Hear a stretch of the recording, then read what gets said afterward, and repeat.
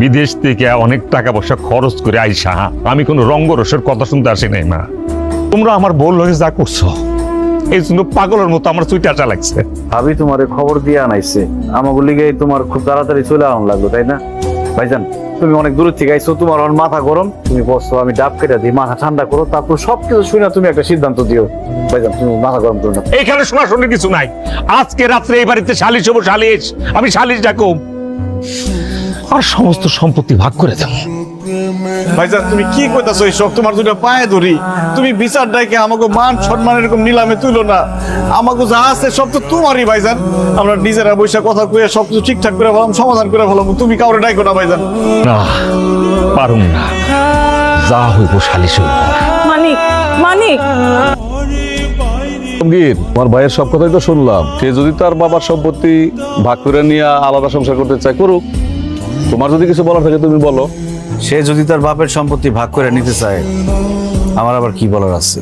আপনারা তো সবাই জানেন আমার বাপে এই ভিটা বাড়ি ছাড়া আর কিছু রেখে যেতে পারে নাই। দেন এই ভিটা বাড়ি দুই ভাইয়ের মধ্যে ভাগ করে দেন।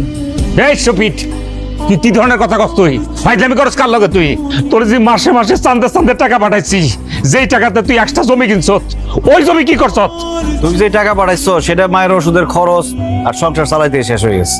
তাইলে তুই যে জমি কিনছিস এই টাকা কই পাইছস? তোমার বউ তো কইছে আমি বলে কামলা গুলোকে চলি, কামলাগিরি করি। ওই মানুষের জমিতে কামলা দিয়ে টাকা জমাইয়া জমি কিনছি। যাও।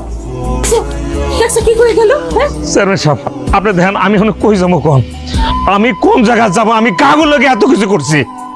আমার নামে আমি কোনো সম্পত্তি কিনি নাই, যা কিনছি সব তোমার নামে কিনছি। আর তুমি যে টাকা পাঠাইছো সব হিসাব এখানে দেয়া আছে। চেয়ারম্যান সাহেব দেখেন।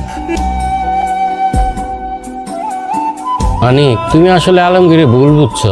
আলমগীর ওইরকম ছেলে না। আলমগীর মতো সৎ ভালো আমগো গ্রামে না, খালি আশেপাশে 10টা গ্রামেও তুমি খুঁজে পাইবা না এরম ভাই ভাইতে ভাগ্য লাগে। তুমি যে টাকা পাঠাইছো, হ্যাঁ যদি ইচ্ছা করতো বেমানি করে তোমার ঠকাইয়া নিজের নামে জমি রাখতে পারতো, কিন্তু সে তা করে নাই। আমার মনে হয় তোমাদের মধ্যে একটা ভুল বোঝাবুঝি হয়েছে। তো এটা যদি একটা ভুল বোঝাবুঝির ব্যাপার, এটা পারিবারিক ভাবে তোমরা সমাধান করে, এটাই আমি চাই। আমাদের মনে হয় এখানে কথা না বললেই ভালো, আমরা বরং আসি। মা চলো, যেই বাড়িতে দুই ভাই একসাথে থাকতে পারুম না সেই বাড়িতে আমরা থাকুম না। আমার মা হইলে আর কিছু লাগবে না, চলো। কই যাস তোরা?